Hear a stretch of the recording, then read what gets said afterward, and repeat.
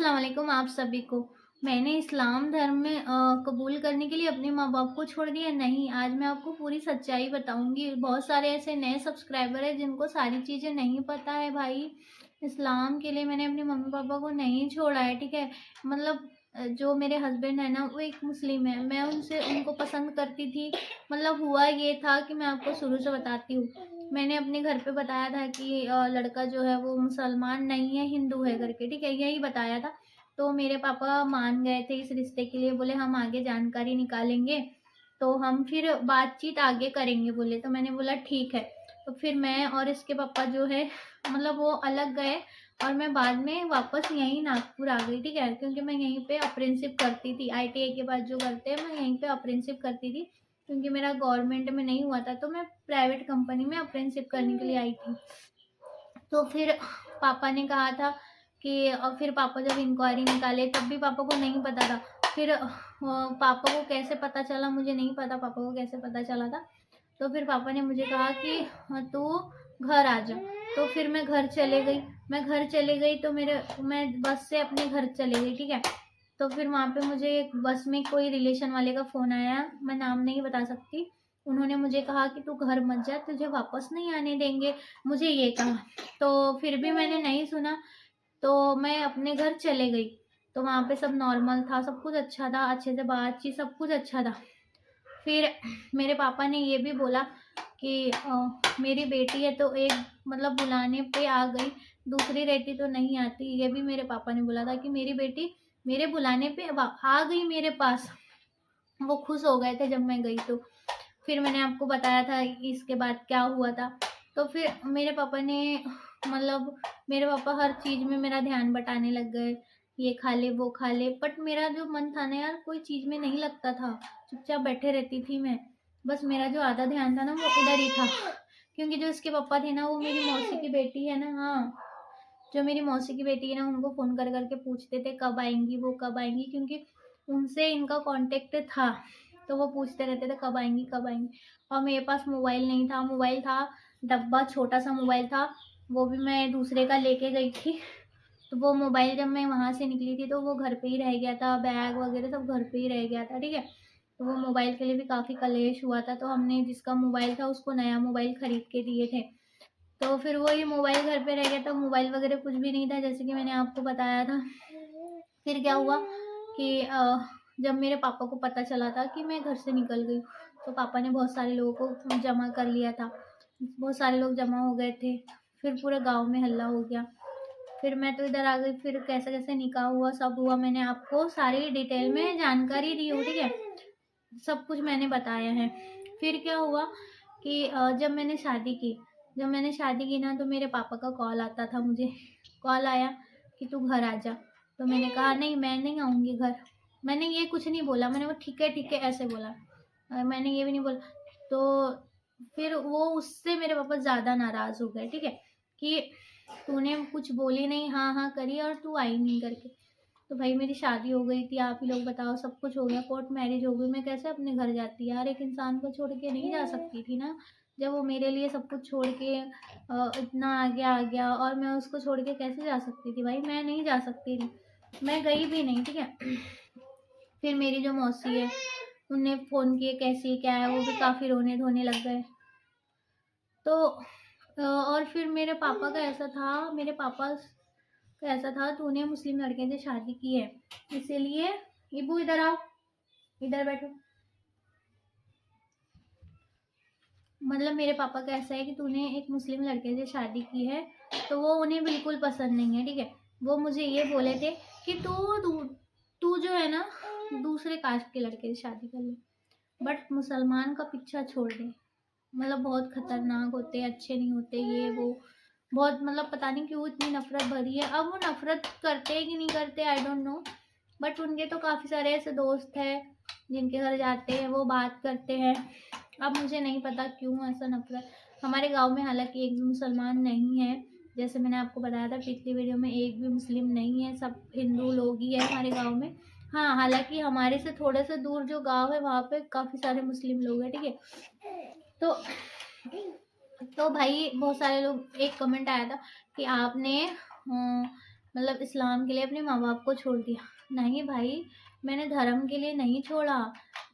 देखो, धर्म कभी ये नहीं बोलता कि आप अपने माँ-बाप को छोड़ दो, नहीं बोलता। ठीक है, मेरे पापा को ये जात मतलब ये कास्ट नहीं पसंद थी, ये लड़का पसंद नहीं था, तो उन्होंने मुझसे बात करना छोड़ दिया भाई, वो रिश्ता ख़त्म कर दिया। हाँ, लेकिन मुझे ये बात पता है कि कोई बाप अपनी बेटी से रिश्ता ख़त्म नहीं करता, हालाँकि वो नहीं भी बात करता है, लेकिन उसके दिल में वही मोहब्बत, वही प्यार, वही चीज़ें रहेगी। और कोई भी बच्चा अपने बाप को नहीं भुलाता, ठीक है? और मुझे ये भी पता है, क्योंकि मैं भाई अभी तक उनको याद करती हूँ। जब-जब उनकी फ़ोटो देखती हूँ, जब उनका चेहरा देखती हूँ ना, तो मेरे आँख से अलग ही आँसू गिरते, क्योंकि माँ-बाप की जगह ना यार कोई नहीं ले सकता, कोई भी नहीं ले सकता। वो जो प्यार करते हैं ना, वो सच्चा वाला प्यार करते हैं, और जो सारी दुनिया जो दिखावे का प्यार करती है ना, सारे सब पीठ पीछे बुराई करते हैं। सब आपके बच्चों को नाना-नानी ही असली मोहब्बत दे सकते, बाकी कोई आपके बच्चों को अच्छी मोहब्बत नहीं दे सकता। आपके माँ-बाप ही आपको सही प्यार, सही रास्ता दिखा सकते, बाकी कोई नहीं। हाँ, ठीक है कि मैंने पसंद की शादी भी की हूँ, तो मैं बहुत खुश हूँ, बहुत खुश हूँ, क्योंकि मेरे यहाँ इसके पापा कोशिश वो सारी करते हैं कि माँ-बाप की कमी को दूर करने के लिए, लेकिन कहते हैं ना कि माँ-बाप की कमी को कोई नहीं दूर कर सकता, ना हस्बैंड कर सकता है, ना कोई और, ठीक है? और मुझे तो मैं गड्ढे में जाऊँगी जब भी मैं अपने पापा को शायद भुला पाऊँगी। अगर मेरे पापा ये वीडियो देख रहे होंगे ना, तो मैं उनसे यही कहना चाहूँगी कि बस एक बार आप मुझसे मिल लो। तो मुझे ऐसा लगता है कि मुझे ये बहुत बड़ी सज़ा लगती है कि मैं मेरे पापा से दूर हो गई। यार मेरे पापा मुझे बहुत चाहते थे। मेरे पापा ने कभी मुझ पे हाथ नहीं उठाया। मेरी जो 2 बहन थी ना, उनके लिए उतना नहीं करा, जितना उन्होंने मेरे लिए करा। जब मैं अकेले रहती हूँ, जब मुझे मेरे पापा की बहुत याद आती है, ठीक है? अभी तो इबादत और मोइनुल लतीफ़ हो गए, तो उतना नहीं लगता है, लेकिन जब मैं अकेले थी ना, पहले जब मोइनुल लतीफ़ और इबादत होने के थे, तो मुझे बहुत याद आती थी। कभी मतलब मैं ऐसे अकेले रह ही नहीं पाती थी, बहुत याद आती थी, क्योंकि माँ-बाप के सिवा ना आपको कोई सच्चा प्यार नहीं कर सकता। पर मेरे हस्बैंड बहुत अच्छे हैं, मेरी बहुत केयर करते हैं, क्योंकि जब मेरा मोइनुल लतीफ़ हुआ ना, कोई बाप अपने बच्चों के लैट्रिन के कपड़े नहीं धोता, लेकिन मेरे हस्बैंड ने धोए। उन्होंने मेरा भी कपड़ा धोया और अपने बच्चों का भी उन्होंने बहुत करा यार, बहुत करा, क्योंकि मेरा सीजर हुआ था ना, मेरे हस्बैंड बेचारे सुबह उठ जाते थे, जब कोई नहीं था यार हमारे साथ में, किसी ने नहीं साथ दिया, किसी ने साथ नहीं दिया उस वक़्त। कैसे-कैसे हमने दिन काटे ना भाई, हमको ही याद है। लेकिन उस वक़्त भी मेरे अपने ही लोगों ने साथ दिया था, कि दौड़े-दौड़े आए थे, मेरा करे थे, छुपके-छुपाते आए थे, लेकिन मेरा करे थे। लेकिन मैं अपने मम्मी-पापा को कभी नहीं भुला सकती यार। ऐसा कमेंट मत करना कि आपने धर्म के लिए अपने मम्मी-पापा को भुला दिया, नहीं, मैं कभी नहीं भुला सकती। जब तक मैं गड्ढे में नहीं चले जाऊँगी, जब तक अपने मम्मी-पापा को नहीं भुला सकती, क्योंकि मेरे पापा ने मेरे लिए इतना करे कि शायद ही किसी के माँ-बाप ने नहीं करे होंगे। ठीक है, मेरी गलती थी।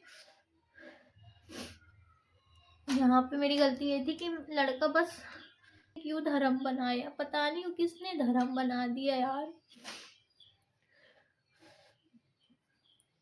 लोगों की सोच कब बदलेगी पता नहीं, कि ये धर्म की जो दीवार है ना, वो दूर हो जाए, और कोई भी बच्चा अपने माँ बाप से दूर ना हो। मतलब मेरे पापा को ना कास्ट ही नहीं लड़के की पसंद थी, और मुझे इधर ना ऐसे कोई मोहब्बत नहीं मिली ना, किसी में माँ बाप का रूप दिखा, कोई नहीं, सब पीठ पीछे बुराई करने वाले ही लोग मिले, कोई अपना नहीं समझता। इतना तो मुझे अपनी ज़िंदगी में समझ में आया, क्योंकि हमने बहुत संघर्ष किए, जब जाके ये हमारे सर पे छत हुई है। मैं पता है आप लोग को, मोइनुल लतीफ़ को ना ऐसे सुला देते थे हम लोग धूप में, झूले में, और हम दोनों मियाँ बीवी घर का काम करते थे। मगर मेरे पापा ये वीडियो देख रहे होंगे ना, तो पापा आप प्लीज़ मुझे माफ़ कर देना। आप लोगों को पता है, कभी-कभी मैं ये सोचती हूँ कि अगर मतलब हम दोनों में से किसी एक को कुछ हो गया, और तो मैं कैसा करूँगी यार? मैं ऐसा सोचती हूँ कि हम कैसे ज़िंदगी मैं तो जी ही नहीं पाऊँगी, इसके पापा के बिना मर जाऊँगी मैं। क्योंकि भाई मुझे किसी का यहाँ सपोर्ट नहीं है, ठीक है? कोई अपना नहीं होता है, सब पीठ पीछे गाली देने वाले, बुराई करने वाले लोग होते हैं। इसीलिए मैंने ये इस यूट्यूब चैनल बनाया कि अपना कैसे भी सपोर्ट हो जाएगा। मेरे हस्बैंड ने बहुत मेहनत की यार, उनके जैसा कोई नहीं कर सकता।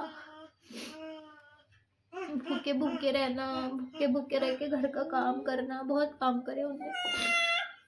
मैं आज आप लोग को ये इसलिए ये सारी चीजें बता रही हूँ क्योंकि एक कमेंट आया था कि आपने एक ऐसे धर्म के लिए अपने माँ बाप को छोड़ दिया जो जिसका कुछ अस्तित्व नहीं है।